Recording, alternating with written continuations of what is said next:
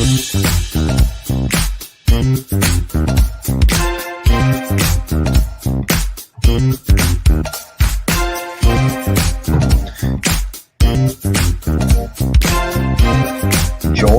the chat.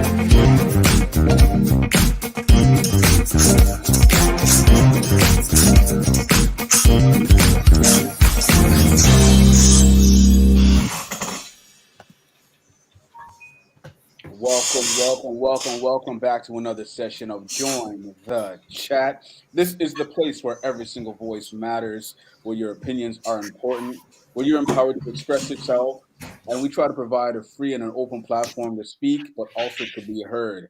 This is Join the Chat. I am Renford, Mr. Bojangles, your host, your moderator for the evening. Joining me this afternoon is the illustrious Andre sitting there. You know, I see you. All the way back from, I don't know if it's Miami because I see like a Miami shirt on. Mr. Joe is there with the shirt button showing off the chest. And hello, everyone. Missed you guys. We have a special guest that our producer has been so wanting to join the chat. Finally, she was able to get a hold of him. So Mr. Daniel Hall is here tonight, also in his button up, with the collars pinned up too. We see it. Everything starched. Everything looks good. You're looking everything nice. Ready. What's happening, gentlemen?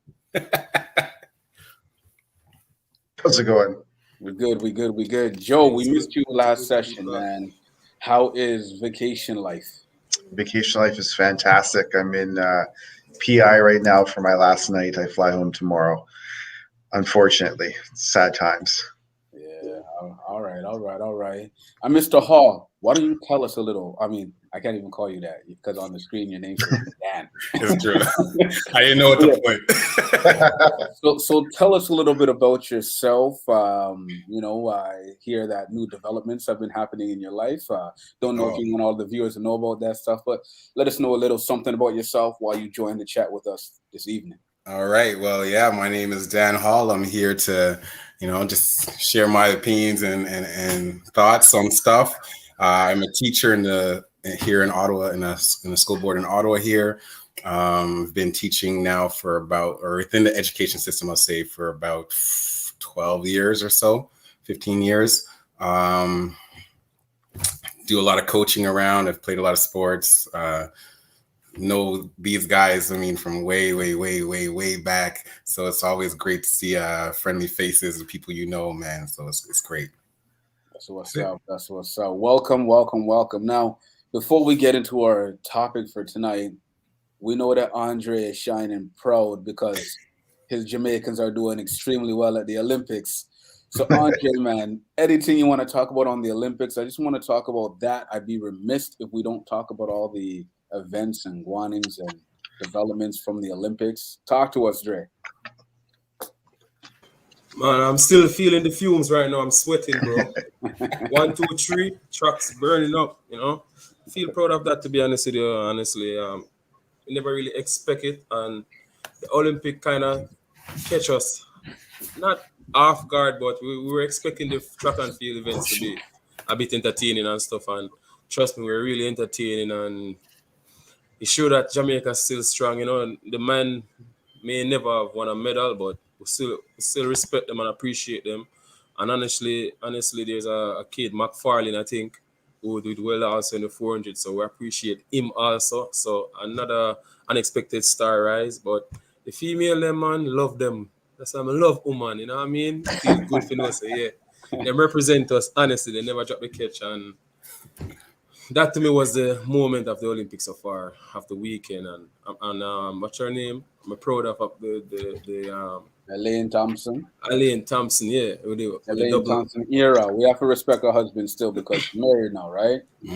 Yeah, but she had it before her husband. Sorry, little joke, sir. I joke, Marion. But yeah, respect to Mr. Era, yeah. But she did real well, man. Honestly, I'm really proud of her. And despite the animosity or the doubters that was there before the Olympic, and with Shelly and being our favorite, you know. But she kind of proved everybody wrong. Yeah, well, you know, we talk about that Shelly Ann being the favorite, but come on, Elaine was the star before Shelly Ann took the golds, and then No, man. Elaine went down. Shelly Ann was the first one. Shelly Ann was there from 08 when Usain started the whole flame. She was the girl, so that's why we kind of have that love there, because she's like, we've been seeing her before, and she was there in the Ipis of Ipis 08. So Right, we kind of she kind of stand out, you know. And then Elaine came along in Rio, I think it was 4 years ago. So she's a new star, but it's just like, you know, Jamaican people love to see the old star win to wish her good well or fear her well. Say, you know, you did well. So now Elaine reached a status now where she's the new Shelly Ann in the sense of, well, she's a new Elaine because she do a double. Okay, New Elaine. Let her bear her own name. Yeah, she do a double. Put pressure on her like that. Yeah, the fastest woman. So yeah, man, she had a new grandma in the thing now. So we love her. Yeah. What about you guys, Joe, Dan? Anything in the Olympics that caught your attention? I think for me, like just the fact that the women for Canada is doing amazing, right? And going again, we all know it. The funding for Canadian sports, and as an athlete myself back in the day, like we all know, and you guys too, like it's not there, especially for women. So to see these women, you know, performing at the highest level possible and winning without very much funding, it's amazing. Like you see, it's funny. And I watch the American channel. I switch between the American and Canadian channels, and when you see like American athletes and they have those little vignettes for them and where they're from, what they're doing, and you see them training in these big complexes, and then you get to the Canadian ones and they're like, oh, I'm riding my stationary bike in the backyard, or I'm, you know, boxing in the front yard with a bag. I'm like, really? Like I think even the decathlete guy saw, he was training in a rink like 5 or -5 degrees. I'm like, what is this, man? Like, but it's insane. So I think again, for Canadians to do what they're doing at that level and winning without the obviously funding and support from, you know, higher aboves in Canada, like they're doing well. I respect that. You know, making it to the Olympics is a big thing in its own, and winning is even better. So like it's awesome. And one thing I'll just add to that, it was very interesting to see, like, as they're doing the backstories on the Canadian athletes, this whole RBC training facility that's going on, and they're trying to find these athletes, and they're actually trying to invest in up and coming athletes. So it's great to see that Canada's finally on that trend, you know, and really seeing that competing in sports at a high level is great for the country all around. Joe, what about you? Do they get reception over there in PEI for the Olympics? Pardon? I have one question for you guys. Do you think Andre DeGrasse should be thanking Jamaica also for his gold medal? What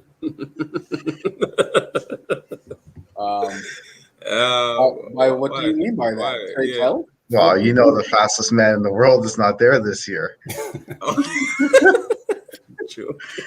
No, No, no, true. I mean, No, I know, man. He Andre did. DeGrasse deserves his ratings, He man, did. because Yeah, he man. worked hard. He worked hard. He came back from injuries. I remember even the 100 meters, and it took him forever to clock under 10 seconds. Mhm. So he's been working hard, and I think it's a true testament to his perseverance, his training, his coaches, his gumption, his just stick to itness. his what? Gumption? His gumption. Gumption? Gumption is the function of my assumption. We'll get to that later on the educational piece. I don't teach English. And not only that too, Ren, you have to remember too that he kind of live up to the expectation because he came second behind Usain. That's true. The fastest man out the world. It should, it should come first, and so he live up to that in the 200. They give him that, you know what I mean? Honestly, Do you think he should have won the 100? No. It's different. No? The 100 meters are different thing. It's like For sure. short sprint, but the 200 have a bit of endurance and when the strategic and stuff like that. So I'm sure that he's a good runner, you know. So I found like I wasn't like as interested this year in the Olympics. Yeah, I'm with you on that. And honestly, like the first thing I thought of when they said like Canadian women are like dominating, blah blah blah, I was like, the first thing that came to my head was like, why are you assuming their gender? It was the first thing that popped in my head. Like I know what I'm saying, but like it's just like all the stuff that's going around in the world. It's like why can you say it in this context but not versus another context, you know?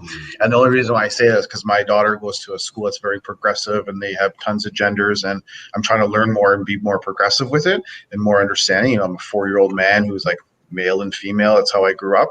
But I think, you know, as the times change, you kind of have to learn and go with that. So like that was the first thing that came to my mind, and I was like, I'll save that for the podcast. Well, I'm glad that we're able to have a platform for you to be able to express your opinions, because I would not want you to hold that inside of you and you might just blow like a pressure cooker or something. So I'm glad you were able to release it. I'm a grown man. That doesn't happen. I'm glad. But, you know, some of the other things, the backstories with the Olympics, Simone Biles talking about mental health. I think it was can't remember which team it was in gymnastics, and they were protesting the costumes, right? And they didn't want something so revealing and so sexually explicit or whatever.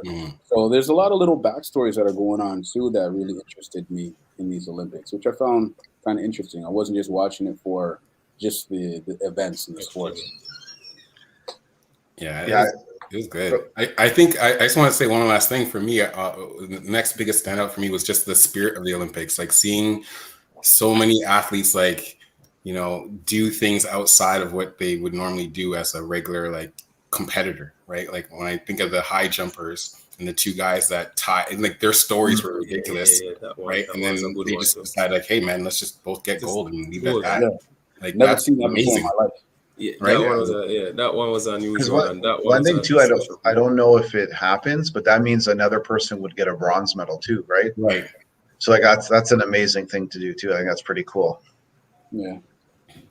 No, man. We have a big up Cheryl Archer in the chat here. She says, Uncle Parchment, shell it, but our Golden Girls are top of top. So she's talking about Parchment in the hurdles, Jamaican hurdles. Yes. And he just took it away from the American. And I remember seeing the caption. All of the U.S. supporters were there in the room. They're cheering on their guy, thinking he's going to win. And then Parchment comes and passes him, and they went silent.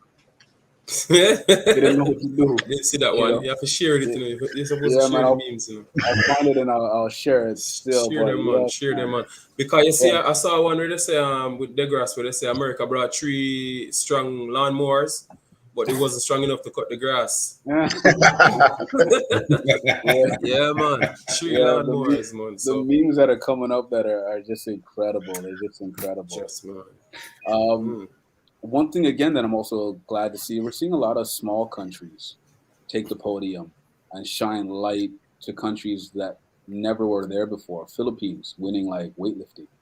You know, like, there's all these little things. There was another, I think, Ghana won in boxing or something like that. You know, so I'm glad the Olympics are on. As much as I'm not in tune to it as I was in previous years, I think it's mainly because of the time difference. They're like 13 hours ahead, so by the time I watch it, it's all the reruns. I'm not staying up at 5 o'clock in the morning to watch the Olympics. I have work to get to, you know. But yeah, but it's great to see the small countries get some notoriety and some names that weren't household before now becoming household names. So it's great. It's great. It's great. Continue to watch the Olympics. Tomorrow is Jamaican Independence. So, you know, if I big up the Jamaicans, because we have like the 4x100, I think the 4x400. We got a whole bunch of races. It's all tomorrow? Tomorrow. Mad thing, man. Mad thing. So tomorrow's our Jamaican Independence, so it's Jamaica's Olympic Day tomorrow. Do you think they should move the Olympics? Surprise us. Huh? Do you think they should move the Olympics every 2 years? No. No? Because you have to remember there's world championships in between there. There's Diamond League in between there in terms of track and whatnot. There's who cares? What? Who cares about that? I've never even heard about Diamond League till right now. The athletes. You're not a track fan, I guess.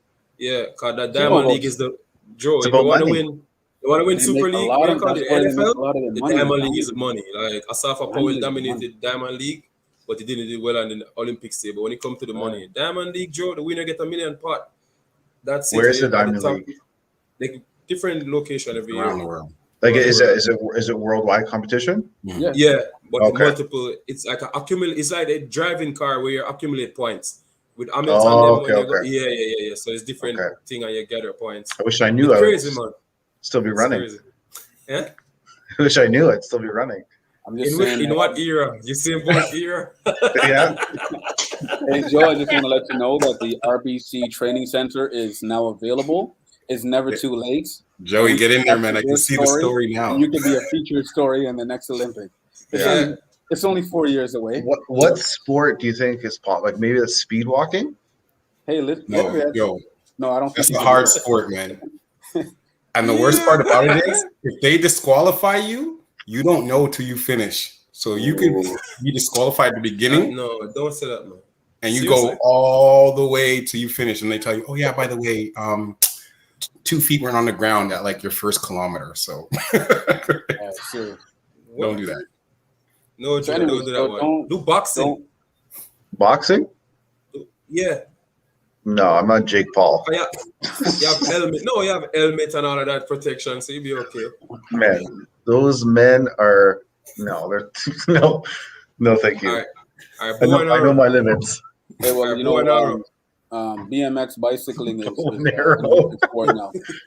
Archery. Yeah, you can shoot. Yeah, or something. Rowboat, or you can go to the boat. Rowboat. It's a team sport. Yeah, team sport. Yeah, man. All right, Gerald Archer, she said, did y'all see 3 Jamaican flags on the podium? Of course we saw it, Miss Cheryl Archer. We can't stop seeing it. You know, proud moment for Jamaica. Just again, goes to the hard work. Sharika Jackson, Elaine Thompson Hira, Shelly Ann Fraser Price, 1, 2, 3 in that 100 meter. Great. You know, I actually feel for I think it's Mary Toulouse, the runner from, I think she's from Netherlands, the one who came in 4th in that 100 meter heat. She's been competing at a high level for so many years and just keeps missing the podium. You know, I feel for her. Always a bridesmaid, never a bride, man. It happens. Well, gotta wait it out. Like thanks for the sensitivity.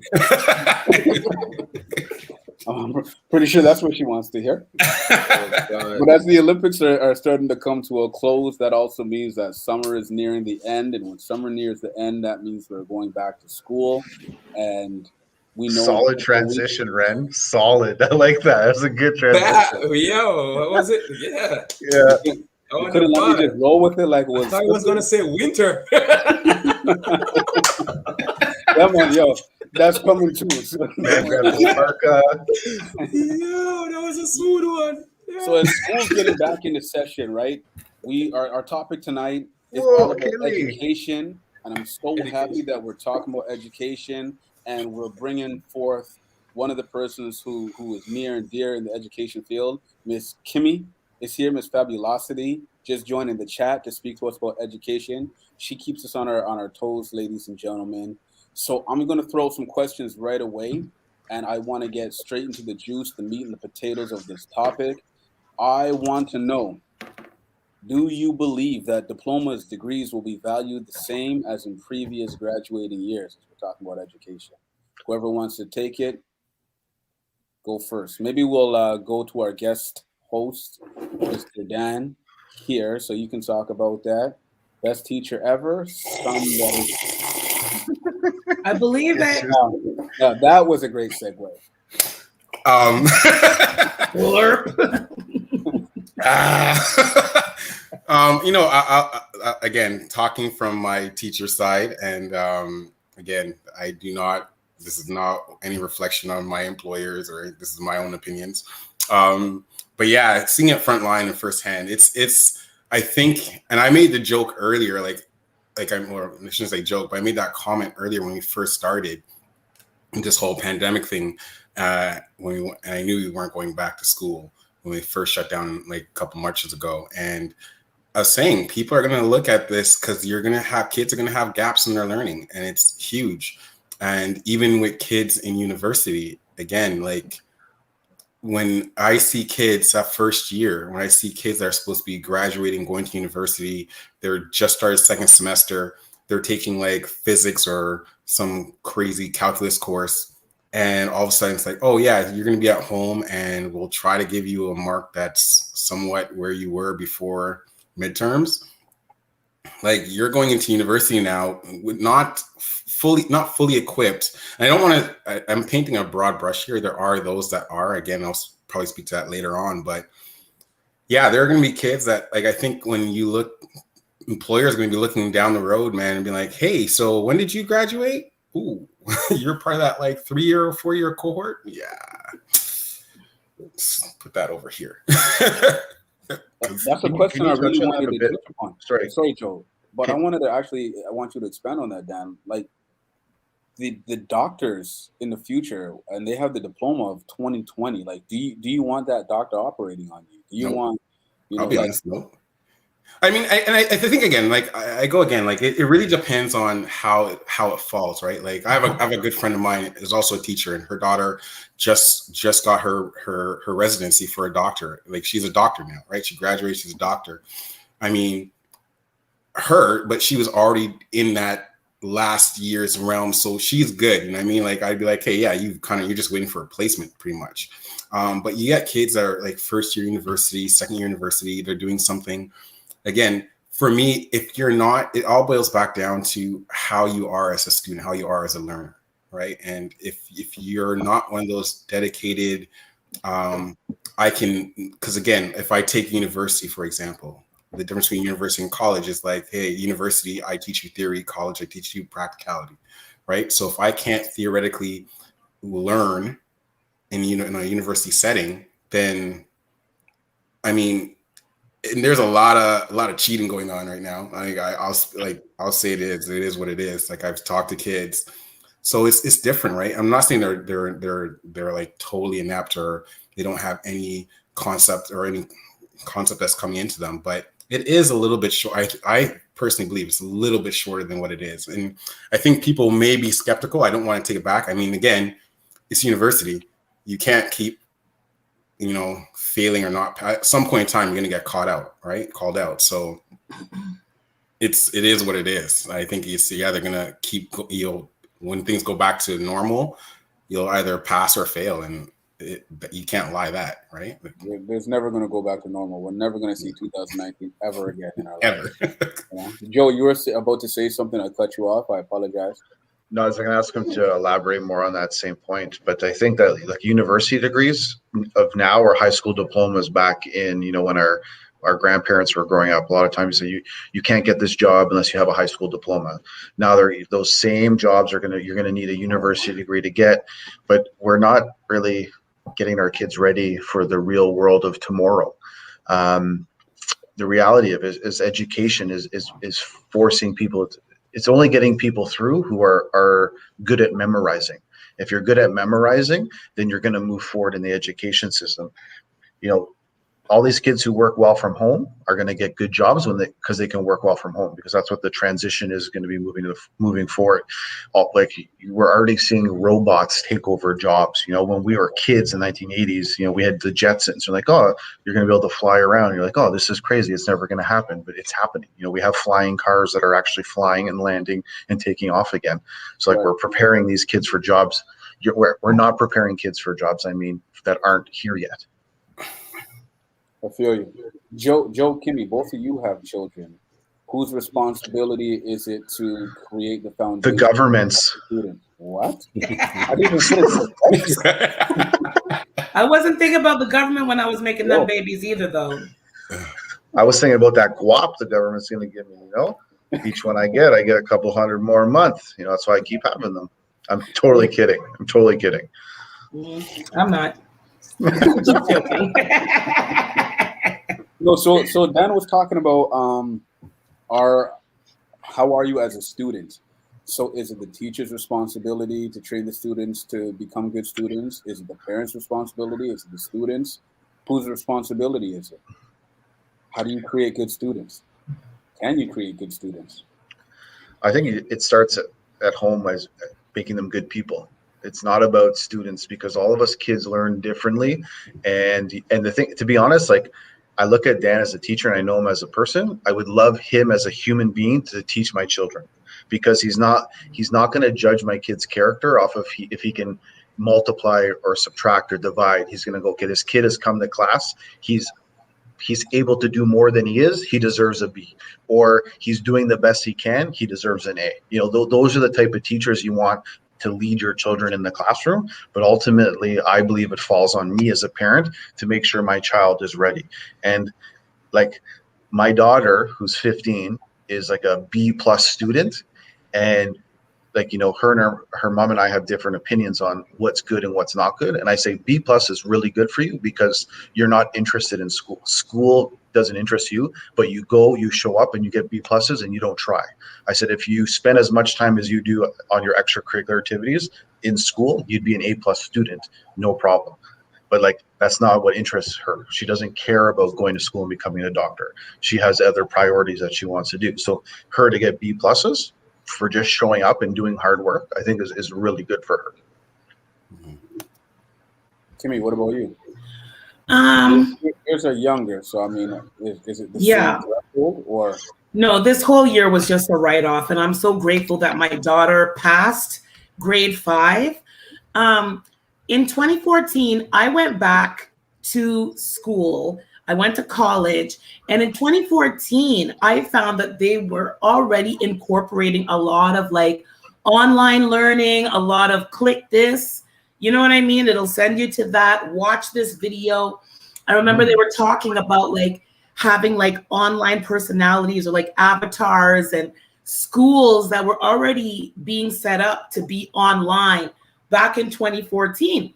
And I love school. I didn't love it when I was younger, but I loved going to school. But even then, with this whole, okay, well, here, click this, work on that, answer this online, I was like, this isn't really for me. As a mommy, having my kids home was delightful. I definitely got to know them quite a bit. Like I said, I'm grateful that my daughter was able to pass grade 5. At the same time, it was a shiitake show. I felt bad for the teacher that was teaching online, trying to get this person, mute this person. Like, it's a whole screen full of these wild kids that are locked up. They're bored. I talked to my daughter earlier. I was like, listen, mommy's going on a show tonight. We're going to be talking about, how this affected y'all kids. And she said, first of all, it was way too much freedom. She's like, no offense, mom, you were sleeping most of the time, which I was. I'm full-time overnight, working mama. I get her set up. And you don't have to make any excuses for yourself, Kimmy. That's fine. Everybody needs their rest. Thanks, Bo. No problem. But anyway, she's like, it was too much freedom. She didn't like, if you need to turn off the screen. First of all, a lot of them was sitting there with the screen off. So you don't even know if they were in the class or not. That's number one. Chanel's like, nah, I ain't trying to mess with the screen for what? I lounging in my bed. You know, I cozy, even want to put on clothes. I'm like, what kind of school is this? Yeah, but you know what, though? Then, Kim, can I jump in for 1 second? yeah. Like, the thing is, though, is that there's some kids who are at home where you can't show the background where you are, because you're gonna get, they're gonna get made fun of. There's kids who are, don't have a good life at home, and they're hiding what they are, and they go to school to get away from that. So it's hard for them. I work with a client who deals with children and families who need help. I'm not going to mention the organization's name, but they had a family that had 9 kids sharing 2 laptops. So like one kid would come in and then have to do the work, and then they would share with the sister, and teachers are getting on them. It's like, you're lucky to have this kid still here trying to pass this, So like the disparities that are happening to these kids are really unfortunate. Do you believe that there was an assumption made of the capabilities or the accessibility of technologies for the students? Yeah, assumption by who? By the school, by the teachers? I think it's assumption by, I think when the COVID first hit, everyone's just trying to do their best, here, let's just what works. But as things start to play out, we're not taking a step back and looking at it from 30,000 feet and going, okay, this makes sense. This doesn't make sense. This makes sense. Let's keep this. Let's not do this. Let's help out more people. We're just saying oh, this is good for everyone. This is good for everyone. And it doesn't work like that. That. This is why you have breakfast club when you come into the school, because some kids can't afford to eat. You know what I mean? Some rich kids aren't going to go there. Some kids who are still poor are embarrassed to go there. But the kids who really need it have to be there. And we're not thinking about all those things, like this the same way we're not thinking about suicide rates, and all the other effects of not having the hospitals open, the things that we're not taking into consideration, and it's just like blanket statements that are good for all of Ontario, doesn't make sense. Sorry to cut you. Dan, right away you jumped in and said, yeah. 100%, man. Because again, I'll tell you again, as a frontline worker in the education system, and I was actually talking to a lady in line today at Costco about it, and she was telling me how, we got into this discussion, and I somehow told her I was a teacher, and she's like, oh man, she's like, oh, what about this year? I'm like, yo, I find out, the board finds out the same time you do. It's no longer the board knows and they tell the teachers, and then later on the parents know. The way this government's working is that we're going to sit on it for a minute. Then, okay, time's coming, crunch time. Okay, here, throw it out there. And all of a sudden it's oh, there it is.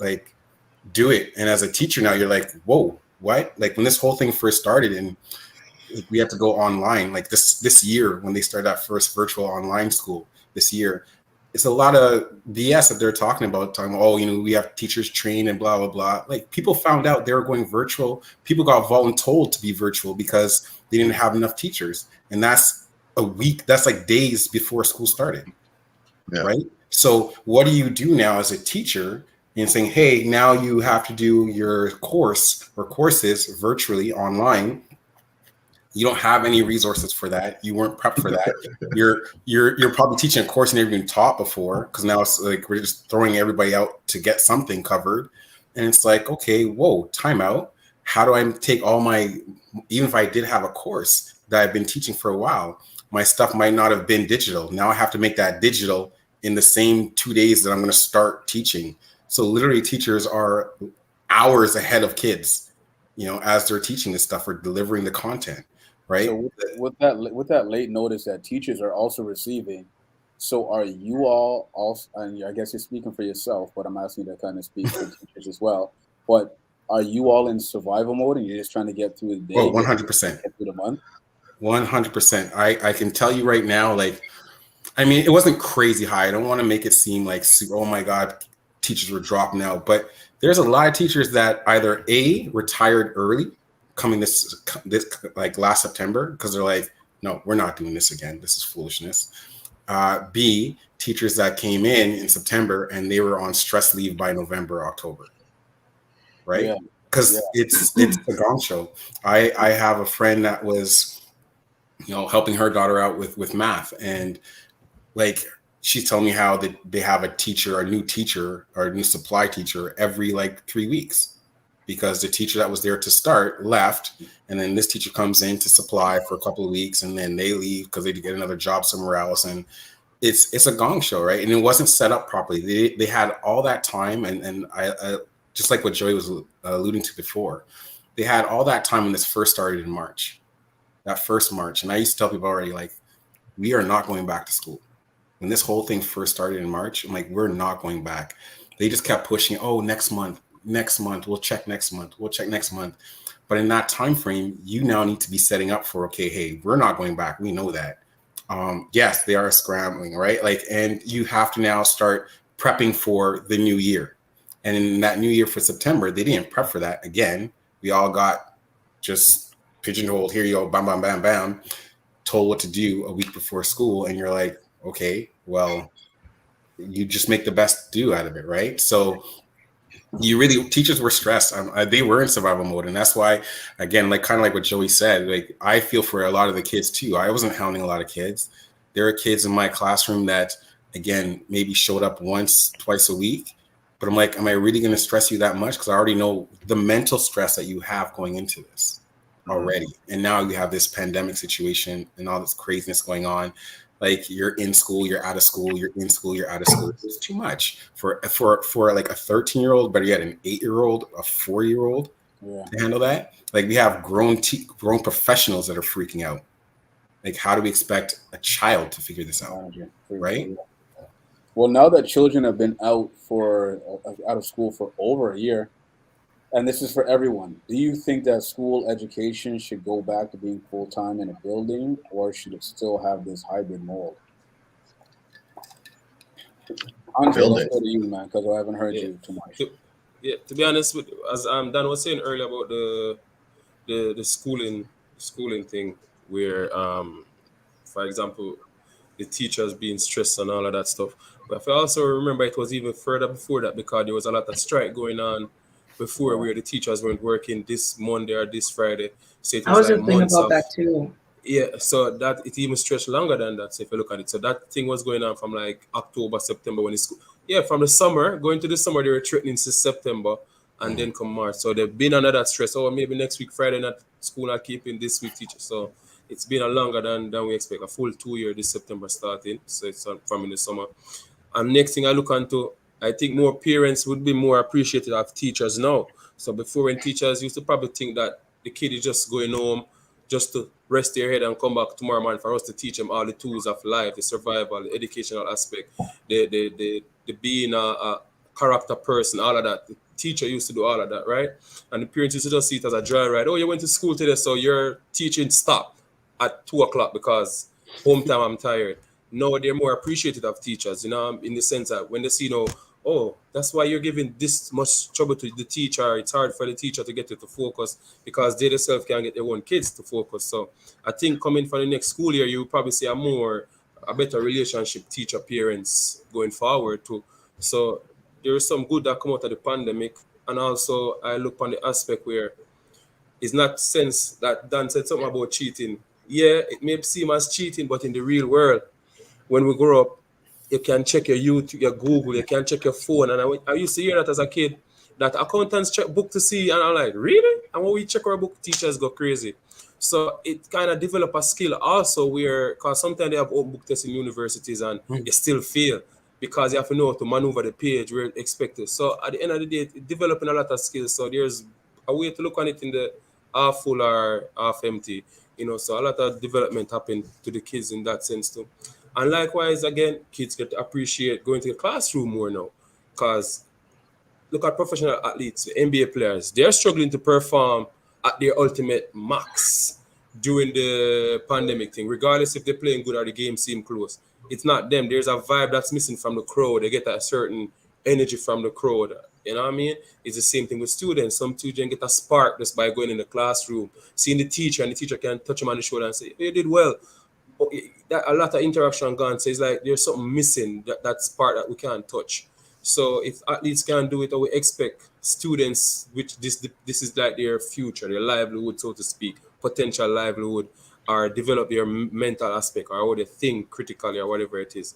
If that is being damaged, or from an athlete perspective, an athlete is still surviving, he still have his money, he still can do whatever it is. But this is a kid who's like a bridge. There's gonna be a void in their development. So they were good before, then you have bit of void, and then there is that.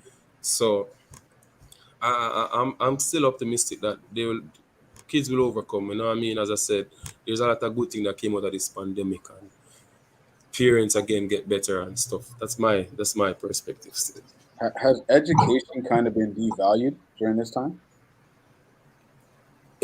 I wouldn't say kind of devalued, to be honest with you. It's just that we're in a strange time. It's like the Olympic. It's there. Nothing never really changed in the sense that the sparkle is missing by the crowd and stuff attending. It's the same thing with schooling. It's just that people just kind of get bored. I don't think it's bored is the word. It's just we're living a simple life now. That's what it is in a sense. Like it's not about money. It's not. Well, we just went for a year and a half where we told children that you don't have to go to school. You don't necessarily have to do your work, but you're going to pass. Everybody passed. Everyone went on to the next grade. So the person It was already like that. I was gonna It was say. already like that, man. There was no difference. You don't fail anymore. From home. So I was gonna say. was there not more accountability beforehand? Sure, but they still wasn't failing. Yeah. But was there not more work done or more abilities or more options for a Does it matter? Pardon? Does it matter? Like if they're still passing them, like everyone passes. No, but I'm not. First of all, Joe. Today, for whatever reason, Basing that. So this show is a cat of wampus. I don't know if it's the PEI water in your system or what's going on, but you're not even letting me finish my questions today. And I don't know what's going on. You're very antsy. You're ready. All I was going to say is that at least I'm before. triggered. Oh no. No. Don't do her So what I like was saying is that- that. Okay, anyways, watch this, boy. I'll save you. Here we go. Before, right? If a child was failing, they could come after school and make up a test. They could rewrite it on the weekend. They could be given extra work. But during the pandemic, they couldn't be given that option because they were already overwhelmed. So I'm just wondering. So even though they were passed and moved on to the next grade previously, there was more ways of them to kind of get marks. Where here, they didn't even have opportunities to get marks. Everyone just went on. But that's I don't know for sure, Ren. I think that's an assumption you're making that they didn't have. I'm sure if you went to your teacher and said, hey, I need more time or I want to do extra work, they might do it, but I don't know. I'm not in the system. That'd be more for Dan to ask. But going back to like after Ren, you and I are around the same age. I think I'm like 5 to 10 years younger than you. I'm way younger than you, but way more mature. But Easy. Oh, yeah. But I think like right after we graduated, they started like everyone passes. No one left behind is what I think they called it. Yeah. All 50%. I think it was, and I could be wrong, and maybe Dan can comment on that, but I think it was the parents' responsibility to ask for the children to be held back or something like that, but the teachers would just recommend it but wouldn't fail. Okay, so I'll tell you how it really goes, and again, I'll give you my opinion on this whole concept of this no child left behind thing and this whole not failing in elementary. So you cannot fail in elementary school. So from kindergarten to grade 8, you could do absolutely nothing. They're going to pass you on to the next grade. Okay. Yes, it is up to the parents. Like we can say, hey, man, this kid did absolutely nothing. We suggest you hold them back. If it's a case that bad, and I mean, that's extreme case, like I'm being extreme here. But then, yeah, it'd be up to the parents. But even still, if it wasn't that extreme, it'd be up to the parents to be like, hey, you know what? No, I want him to redo this grade. If they don't say that or it's not brought to their attention, the kid passes on. So for 8 years, these children are getting taught that they can do the bare minimum to do absolutely nothing, right? And still achieve something, right? Like I'll never forget my first year teaching. I had a child, I was teaching a grade 8 class, and this kid handed in 3 assignments all year. I'm teaching English, and I'm like, hey, we're doing report cards in June. It's May. I need something from you. And she looked me in my face, dead in my face, straight face, and was like, why? I'm gonna pass anyways. And I had no answer for it. That's the first time. And I'm like, I'm a pretty witty guy, you know what I mean? And I'm like, I had nothing. I had nothing. She just looked at me and like walked away, and I was like, checkmate, like, right? So, and then what happens is they go to high school, and in high school, the same thing kind of perpetuates again. They're going to tell you that if you fail, you can do credit recovery. Okay. So for all parents right now that are on here that don't understand what credit recovery is. So let's say Joey's taking my grade 9 math class and he bombs it. He fails because now in high school, you can fail. What happens is Joey will be like, they're like, okay, Joey, you failed. You're going to do credit recovery next semester. What does that mean? So along with the other courses that Joey's taking, they're going to tell him to do some online stuff, or it's like me now as a teacher, like, hey, Dan, what did he do really bad in? I'm going to be like, everything. Like, okay, what did he do really, really bad in? Okay, cool. Don't give him that. Give him what he did the best in, the best of the worst. Give him some marks, give him some work, like a unit. So you may do 1 or 2 units. And then, and again, I could be wrong on, like, I'm not totally for sure on everything, but I'm giving you like the gist of it. You get 1 or 2 units to do. And then based on that mark, hopefully Joey passes. And if Joey passes, we're like, okay, hey, Joey, so instead of getting like a 48 or a 36, we're going to give you a 53. Joey, you passed. Welcome to grade 10 next year. And then in grade 10, he doesn't have the foundation from grade 9. And it continues and it continues and continues. And here's my problem with this now. And this is where, again, with this whole, it's funny that the government and the school boards, they talk about mental health. Back in the day, and again, I'm with Joey. We grew up where you failed in elementary. You didn't pass grade 4. You didn't pass grade 4. You did it again, right? Now we're telling these kids, hey, don't worry. Grade 9, grade 10, 11, 12, don't worry. You graduate, you finally graduate or don't graduate now. How do you feel now as this 18-year-old child or kid or adult now, I should say young adult, you're an 18-year-old young adult, 3/4 of your friends or 90% of your friends have gone on to go to university or college.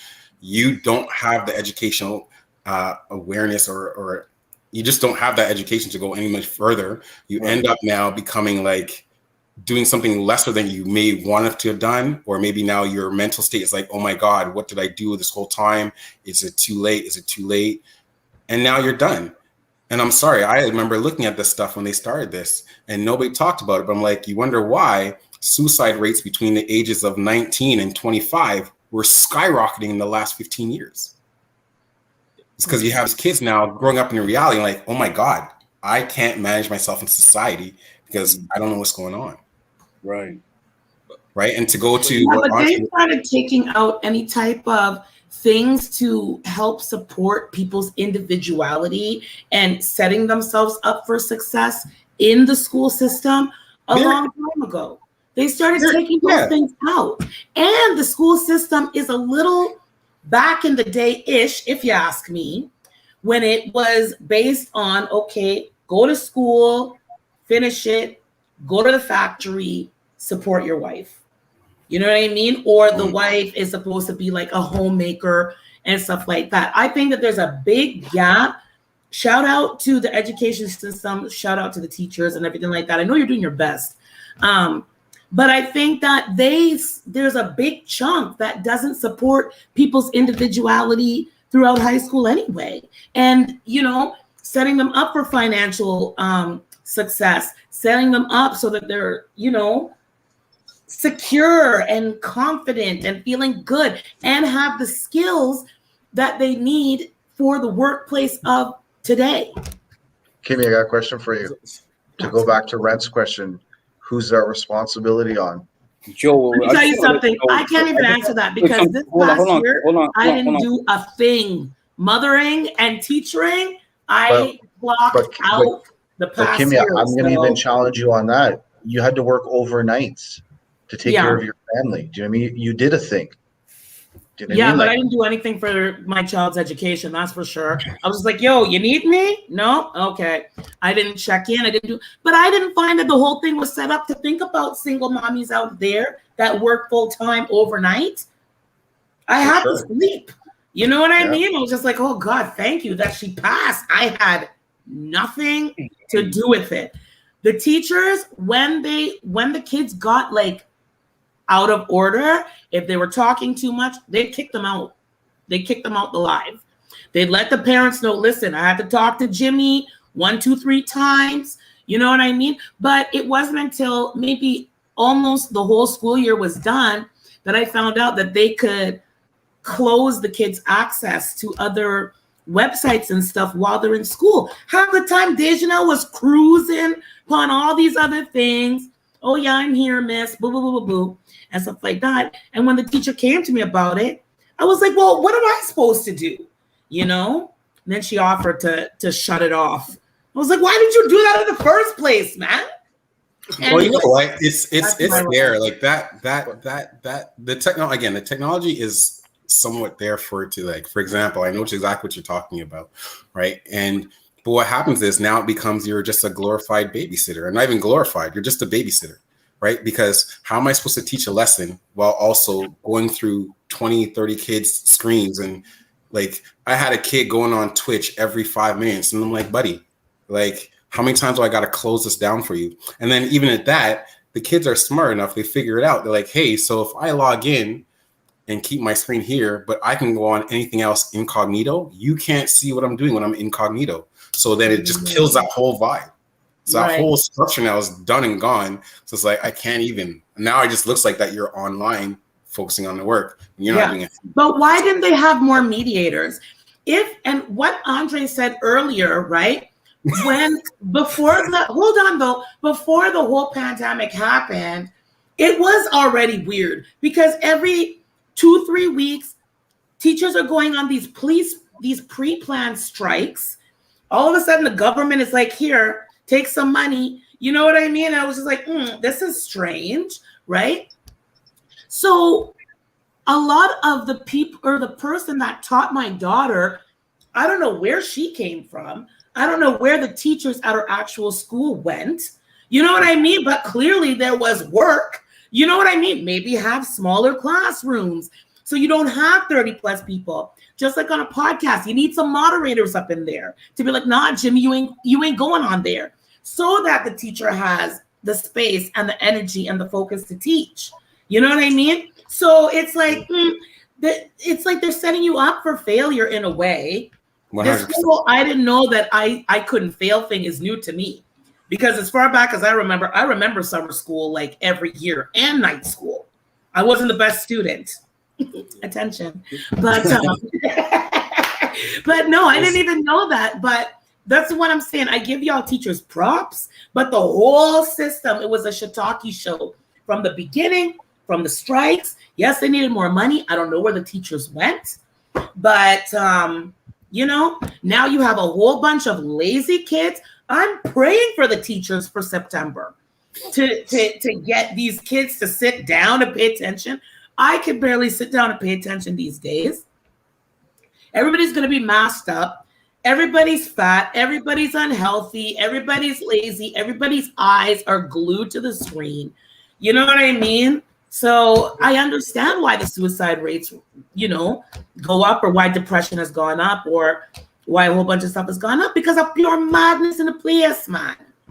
You're right, but the madness aspect, because for me, I just think they have to find a way to make the school curriculum more appealing and enticing to kids, where for them, when the education thing is evolving or growing, it's involving some things that's like, I don't even want to use some words, but like the whole rainbow and telling kids about them gender and teaching skills, some sexuality and all these mix-up stuff. Is like, why not try to evolve the phonics language, the English language, you know, how you teach the mathematics, and make it more friendly. Try to find a way to evolve it, like, oh, we can reach out to them, versus start to complicate them with additional stuff about the letters of the alphabet when them already master the letters of the alphabet from grade 1 or elementary. You're telling them about LG, that's a middle part of the alphabet, you know what I mean?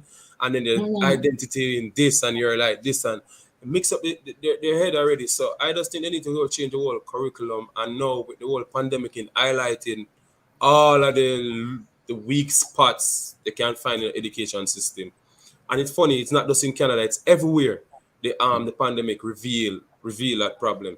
So I just think, and again, people been always saying the classroom need to be smaller from ever since growing up. Why you have 35 kids in a class, but when you go to the prep school, which is a private school, it was, I swear to God, maybe 20 of us in a classroom, 21 of us inside a prep school. Yo, that's a lot for private school. Yeah, no, 21 kids it learn versus the 35. You know, it cover the space and you can mark your work. It's easier for the teacher and there's a more interaction one-on-one. The teacher can have a one-on-one. Say, for example, for the week, the teacher can spend 4 students per day to say, all right, then I'm gonna give these 4 kids a day, Monday for these kids, the special treatment. That's 20 kids for the week, where she could give a prep talk Monday, and that can bring the kid through the week. You know, you're doing well here, this, that, just try to practice these maths, and then next week come again, you can check up and evolve him on Monday. So this Monday is for these 4 kids, Tuesdays for these 4 kids. Not that they're not teaching just those 4, but you can interact with those 4, especially to say, all right, then this one is suffering, struggling in this area, that area, and you manage the class better versus 35. Okay, 7 kids a day. It's stressing for our teacher. So this pandemic highlight a lot of that. So I think they should reevaluate a lot of the agendas where they have or the curriculum they have for the teaching aspect of the traditional subjects. I'm not talking about gender class and all these dumb classes, you know what I mean? Real class like the English, the social studies, the geography, like make it more friendly. Find ways where you can make kids appeal or want to pay attention to more it, engaged, instead of evolving and telling them about some. Well, they need to learn. They need to bring back basic life skills for one. You know what I mean? How to sew, how to cook, how to wash your backside. You know what I mean? How to, these hygiene. Healthy eating. Let me learn a trade. Let me learn what to do with my money. You know what I mean? Let me help set me up for success. Let me learn coding, right? It's only until maybe the last half of Dejanel's past year, Dejanel is 10, by the way, that they started introducing some like coding. But this is what these kids need for the future to set them up for success. I tell my child all the time, I'm like, listen, don't be like me, Of course, the fabulosity, be like me. But the whole slavery to the system and like, oh man, I'm almost 40. I'm working a job that don't pay me very much. I'm grateful for every dollar, but y'all get what I'm saying. You know what I mean? And like, but I wasn't prepared.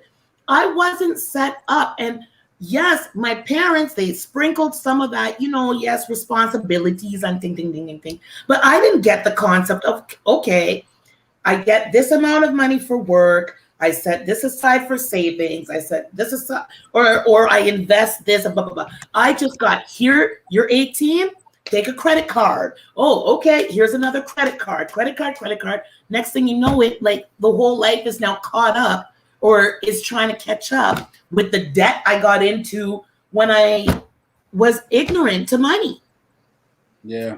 You know what I mean? Yeah, I think SCB's up in the chat, and she said it the best. The pandemic just exposed everything wrong with the world, especially in the education system.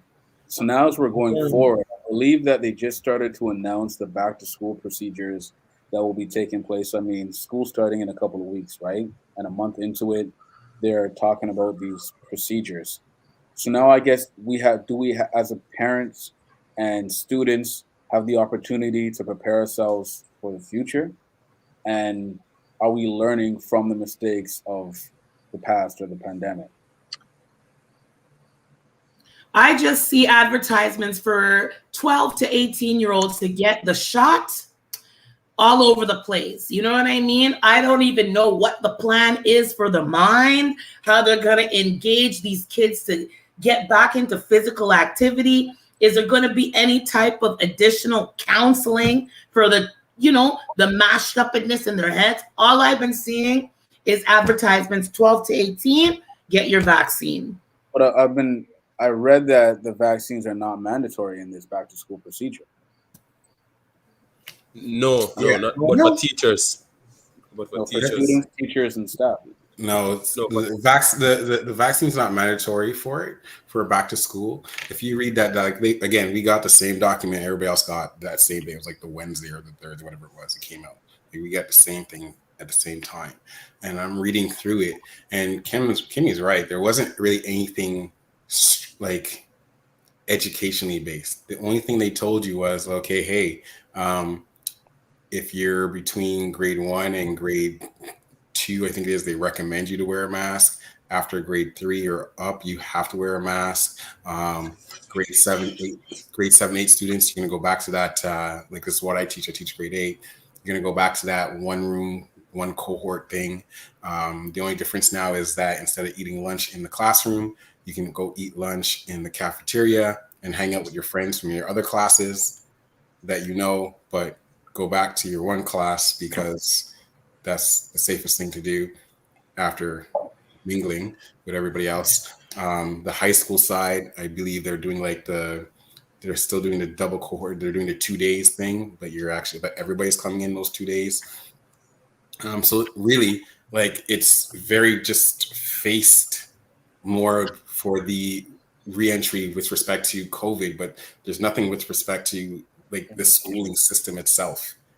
They really didn't change anything. They didn't say anything, which again is probably on the top. What they're doing. They have absolutely no clue what they're doing. Oh no! Again, because they haven't taken that time. Sure. Like it's like I don't want to sit here and knock the government or knock people. And again, this is my opinion. It's only on what I see and heard and dealt. Knock 'em. Right, but like they say a lot of things, and this government has said a lot of things. Like when this thing first started, they're like, oh, we're gonna have training for our staff, and all the teachers gonna have COVID training and blah blah blah. Yo, I'll be real with you, man. 100. That COVID training was me watching a video for 10 minutes on how to wash my hands. I real talk. Oh, hey, don't use the water fountain. Yeah, thanks, tips. Really, I think the question really we beg to differ. So, have you been able to actively use the washing hands tutorials that you received? And I will say this. Do you scrub for 30 seconds? Do you sing the alphabet from beginning? I have learned that when the pump goes empty, to call my custodian and say, hey, we need more of this. Yes, and I'll be real, like, the school was probably like the cleanest place in the world at that time, man. Like everything was scrubbed down. Like we had sanitizers everywhere. It was ridiculous. The kids got it, right? But again, Kimmy was right. There's no real reentry mechanisms for schooling. There's nothing like how school's going to be run. The education system, it's not changing. Are there things that need to be changed? Heck yeah. Like Andre was saying that, like when you asked if education is devalued, I think I even play a little bit devil's advocate to the other side, where it's like, well, don't advocate for the devil. Right. Okay. Right. He's all right by it. He's all right by himself. So yeah. But just to have that thinking, like here you are in a pandemic, and you have these people who are sole business owners. Because some of these kids say, "Oh, I'm not going to go to school. I don't need school." I'm like, okay, fine. But these people are going to business. They put their life soul into it, and then their business shuts down. Right. And then they have zero skill for anything else. And now what do you do? Right. Right. Mm-hmm. And I feel sorry for them. It's not wrong. I mean, why wouldn't you? Hey, if I know I can cook, I'm going to be a cook. I'm going to put all my time and investment into cooking. But outside of that now, did you have anything else to fall back on? Not really. And the worst part about it is because a lot of these people were sole proprietors. But it's like, did you even get a chance to learn to understand how to run a business? Like, do you know the accounting behind it? Do you know the inventory stocking processes and all that stuff? Right. So if that didn't come in and that didn't happen, now you're lost. You can't even go to a job and say, well, hey, I know how to do inventory. Right. You don't have transferable skills, but that's zero. The issue, right? So there's a difference between having a skill and running a business. And running a business carries so many different entities. Mm-hmm. That skill set of loving to cook, right? So like you said, the inventory, staffing, how are you going to pay your rent? How are you going to deal with your finances, right? So all of that stuff. So Kimmy, Joe, as parents, are you comfortable sending your children back to school for the 2021-2022 school year? Do you 100%? They need to go. For your sanity or for your... My kids need to go for my sanity, their sanity, just for the betterment of the whole world. They were missing the structure of school. Okay, 10:15 is snack. You have your healthy snack at 10:15. 12 is lunch. 2:15 is the junky snack. You have your physical education, you have recess where they're building social skills, whether it be drama or positive, but they're out, they're moving, they're shaking, they're baking. Well, hopefully not baking, but Yeah, you know what I mean? There was way more physical activity when the kids were in school. Like, I still don't know how y'all people did it. I was just checked out the whole 2020. I was out. Like, I don't care. I don't know what's going on. And I stopped caring. I'm like, well, we do what we can. You know what? But best believe the minute they open them back up, I'm going to pray over my children, hope they don't get sick. But a lot of parents are so fearful of getting sick or their children getting sick. So it has a bit of a bias when you're not thinking of your kid is getting sick, just not with COVID. You know what I'm saying? Yeah. Good point. But they go in. Joe, you. I look at this through two different lenses. I have a daughter who's in high school. She wants to go back 100%. I have a child about to start junior kindergarten. I saw something today from the Toronto School Board saying that they're mandating masks for junior kindergarten, senior kindergartens. And if that would happen, I would pull my kid out of school and teach them from home. I think that no child needs to sit in that all day and be in a mask. I don't think any student should be from in any high school age. The data that shows that COVID does not affect children the way that we're letting on for it to be. And I would quit my job and teach my kid from home if I had to. You know, I would live in a box and be like, I would do whatever I needed to do to not make my son go to school and wear a mask all day. And it's not because I think that he shouldn't wear a mask. I think it's because it's unhealthy for him too. That's the only reason why. If I thought it was okay for him to wear it and go to school and, you know, save the lives of other people and spreading this dangerous virus, I would have no problem doing that. But the reality is that it's more dangerous, and this is the evidence shown from the data, that wearing the mask and the carbon dioxide and all the germs that go into your mask and all day long and then breathing that back into your lungs is horrible for you, especially when kids are, you know, 4, 5, and 6 years old. And we're not basing this off of, you know, trust the science or the data or the evidence. There's no evidence that says that. And if there was, I would be for that evidence. And, you know, this is where it starts to get personal for me, and very, very upsetting. Very upsetting. No, I hear the change in your voice for sure. Now, you saying that you would quit your job, stay at home, homeschool your children is a very brave thing to say. I think a lot of people don't want to say that, who feel the same way that you feel, because they're afraid of that backlash, right? And then the responsibility that's going to come along with it as well. That's something that they might not be able or capable of being able to withstand, right? So I commend you for taking that stance. I hope it doesn't come to that. Hopefully something can be, you know, I just hope it doesn't come to that. But if it does, don't get me wrong. Like when the pandemic first hit, I lost my job and daycare shut down, and I had to stay home. And like when daycare went back, I was like, thank God. You know, like I'm not a stay-at-home dad. You know, like I'm not here saying like trying to be all righteous and saying like, oh, I can do this. It's going to be hard as F to do something like that. But like when I think of it, and like at the beginning of the pandemic, you're like, oh my God, this is so friggin' scary. But like if you actually started doing research and reading into things, we're looking at the data and looking at all these other things and the science behind it, it's not that dangerous and scary for our children. So all the repercussions that come with it that are worse for our kids, like the mental health issues, the physical health issues, all this other stuff, you know, kids need to be socializing. Kids need the routine. They need all that stuff, like Kimmy's saying. And we're the only province doing that. Alberta's opening, PI's opening, BC's open. Like we're the only province not open. Like that makes absolutely no sense to me. And like who are these people running our province? You know what I mean? Like, well, I heard he owns them places, the company that makes the signs that says masks required.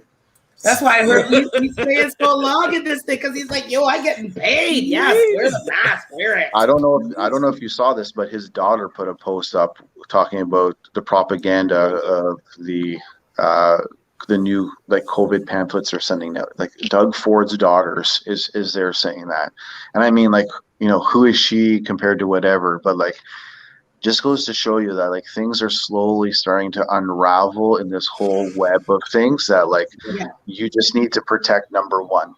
You know, when it comes down to it, all of us here have our own families to take care of, and that's the only thing you need to worry about as we move forward. You know, and that's what concerns me the most about mandatory vaccines, like and vaccine passports, and you know, to me, again, luckily for the procedures, they're saying that the vaccines are not mandatory to go back to school. So at least that's, you know, for right now.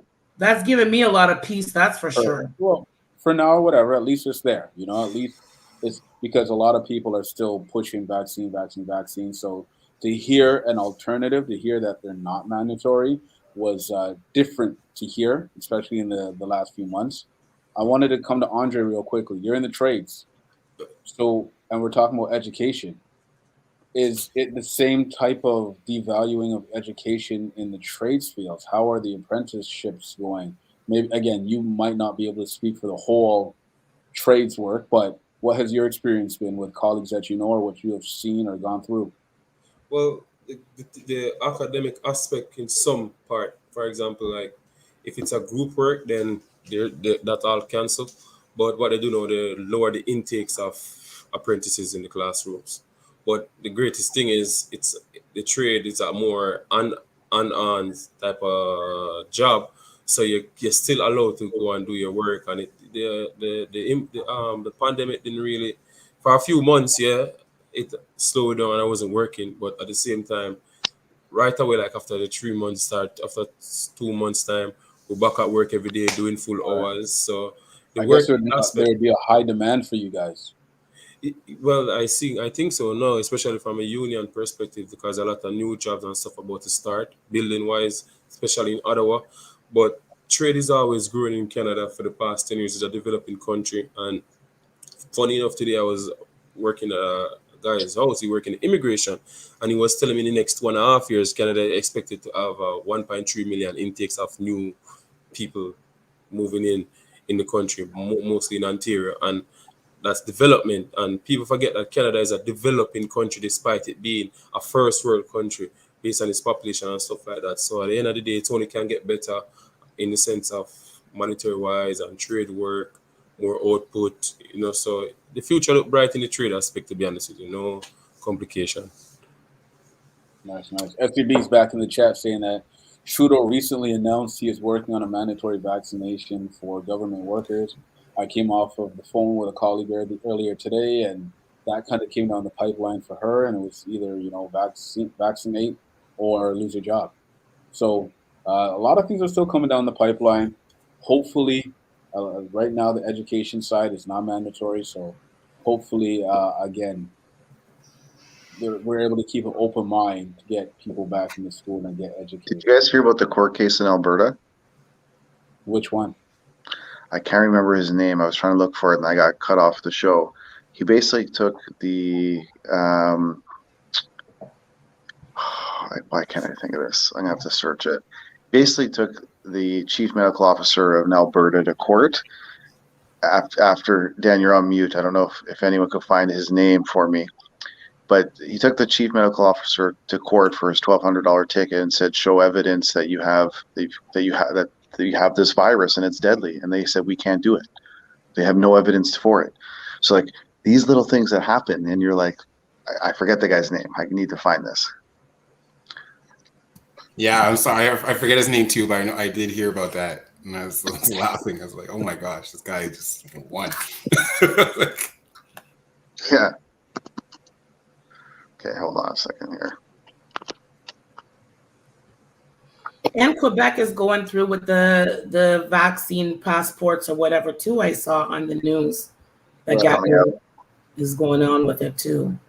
Some interesting stuff. But again, tonight's topic, we're dealing with the education, right? So Dina Hinshaw. to Sorry, give me 1 second. Dina Hinshaw versus Patrick King. Anyone wants to look that up? Okay. Want to just write that style of cause in the chat? I'm on my phone. So last time I was playing around, I left the chat by accident. But he basically took them to court, and they can't prove the evidence. And then they tried to mess around in the court and had procedural mistrials, and then they brought in lawyers from Ottawa, and all he was trying to do was lose his $1,200 ticket. So it's a very interesting court case when all these things happen, and then you're trying to force the vaccines on people. This is what's scary to me. I get you. I'm scared too. As we're winding down with the show today, we always try to leave on empowerment type of movements. So what are things that we can tangibly do as we're moving forward, and down from a teacher's point of view, Joe, Kimmy, myself from a parent's point of view, Andre from a Andre point of view? What are the things that we can do to better ourselves into getting into the upcoming school year or educational year? For me, I know I'm really focusing on the routines and spending more time in things that I want to educate my children on, bringing it right back to the basics. For myself personally, even as mommy, I'm scaling it back, because in the future, we don't know if this is going to shut down tomorrow, next week, 10 years from now. But I know the whole experience has made me want to be a more involved parent, even though, like I said, the last year was long, but I want to be more involved with my daughter, my daughters. I have one starting junior kindergarten as well.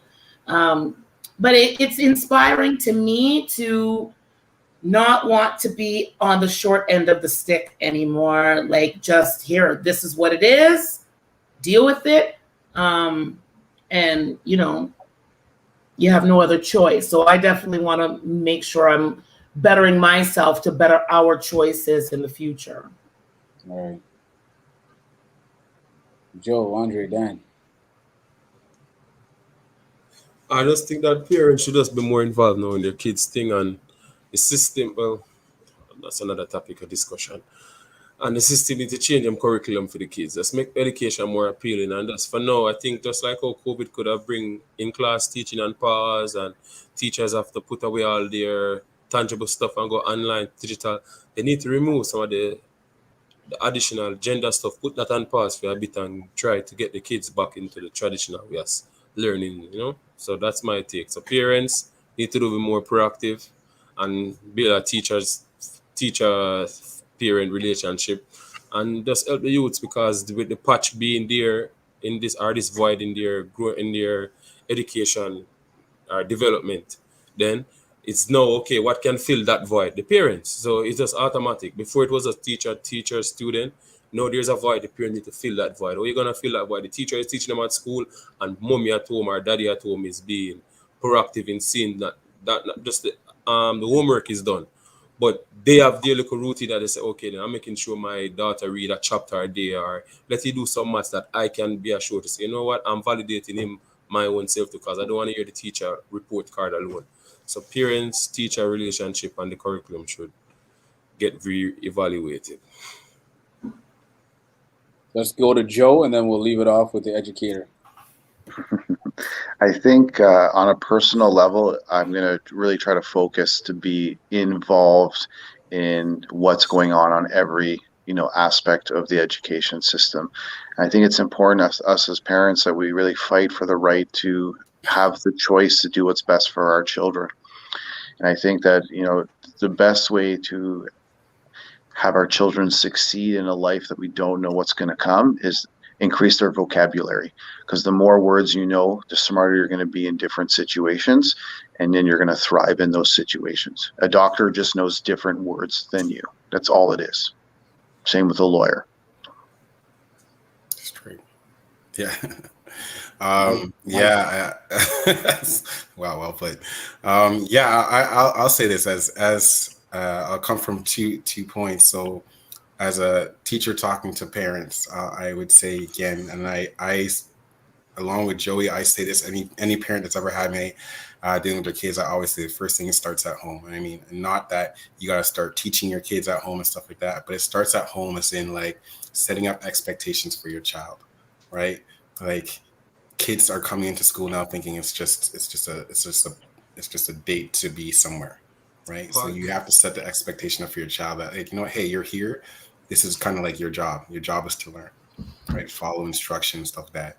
Be a good person, right? Like just be a good human. And you don't have to be the smartest person in the world, but you can be successful at school if you're just a good kid, right? So for me, I always say it starts at home. So if you can start that at home, you know, that then alleviates some of the stresses and the extra jobs a teacher has to do while they're at school. Educationally wise, when the school, for again, I know Audrey talked about curriculum.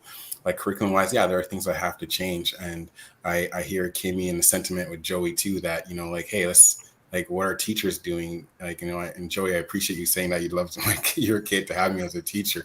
You know what I mean? And I think that's what it is. As teachers, what we have to do is kind of like, again, we're kind of handcuffed with what we have, right? The curriculum is what the curriculum is.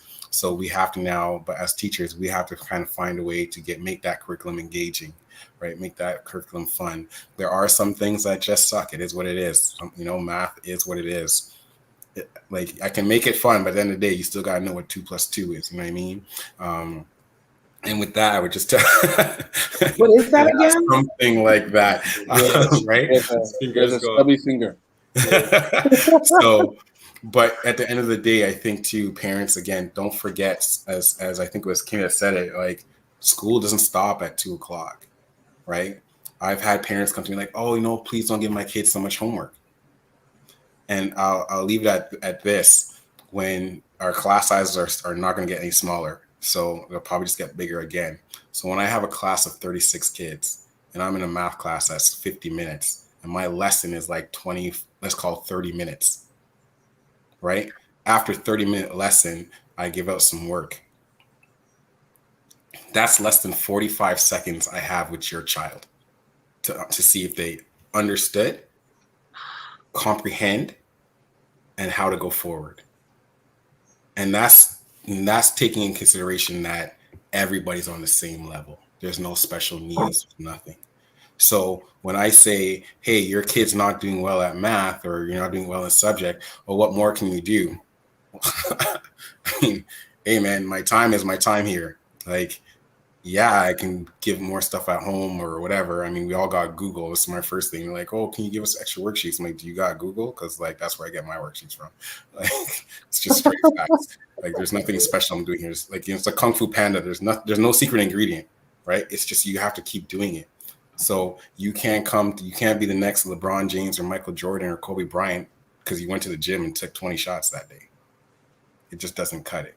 Right. So, but as educators, again, it is up to us still though to make the content engaging, help out as much as I can. And I'm that type of teacher, like Joey said. I care about the education, I care about the marks and the schooling, but I need you to be a good functioning human in society first and foremost. Right. So, but hold up though, who controls the curriculum? Like who makes these decisions? Colonial. What can I get with them people? That's the education minister who has never had any experience in the education system. The education minister since when? Since ever. Okay, yes. I got to tell you, the colonial leaders. We have to remember at the end of the day, we're living in a world where there's our upper class or whosoever, and you only can control people when they're uneducated, when they're divided. It's not only division. So you're not teaching them the true education they're supposed to get. This is the result, I think. And this again, as Esther was saying, COVID showed up a lot of the BS in the whole system. It showed that they don't really care because, as I said earlier, they're promoting, this criteria for mass, this kids can play in the playground with different classroom, but in the classroom, this, that.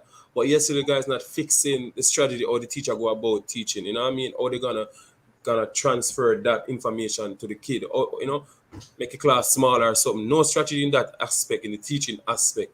but yet still outside of the game, the real court of the game, you're worrying about where fans sit and what code the referee rear. No, the main game is the kids in the classroom. So well, I'll they say don't this, really care. just to chime in real quick one time, is that I don't think it exposed the flaw. It exposed the system itself. It's not a flaw. These guys are doing this on purpose. Yeah. Right. Again, and I don't want to sound like too religious or kind of whatever, but I mean, at the end of the day, you have to have a gap between the haves and the have-nots. And I think this exposed that on how they're doing that, right? Like if your kid is not someone that can sit down and function by themselves and be self-motivated, and this is the stream we're starting to go, like, I mean, they have an agenda to make school private. So if you can't stream that way, you know what I mean? So it is what it is. But again, there's ways to battle that. But I think, again, the biggest thing I will say, again, as a teacher, it starts at home. Just have your kid be a good kid first, and things fall into place after that. Great points, everyone. I'll just leave on this.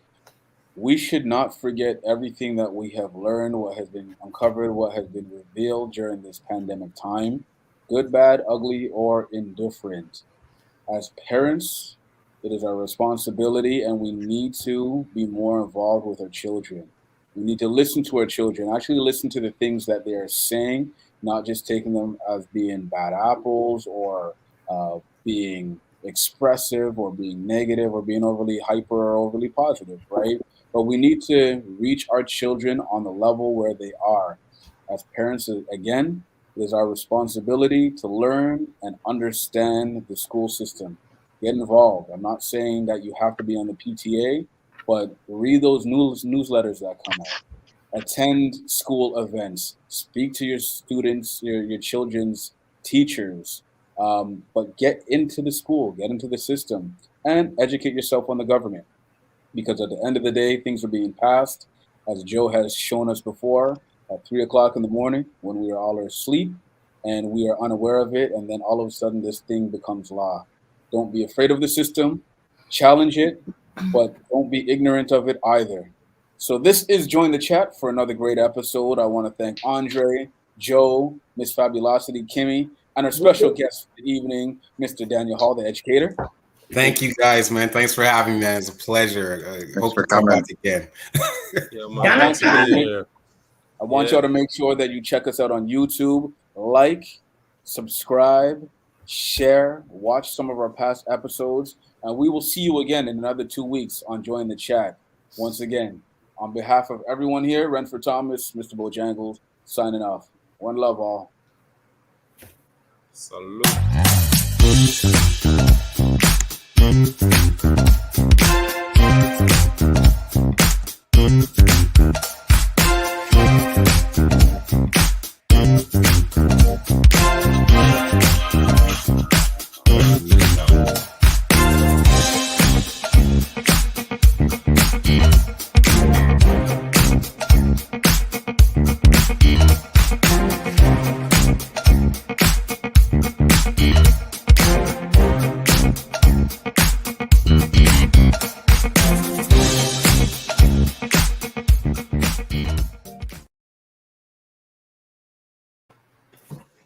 Sorry, my phone fell. All right, I'm just wrapping up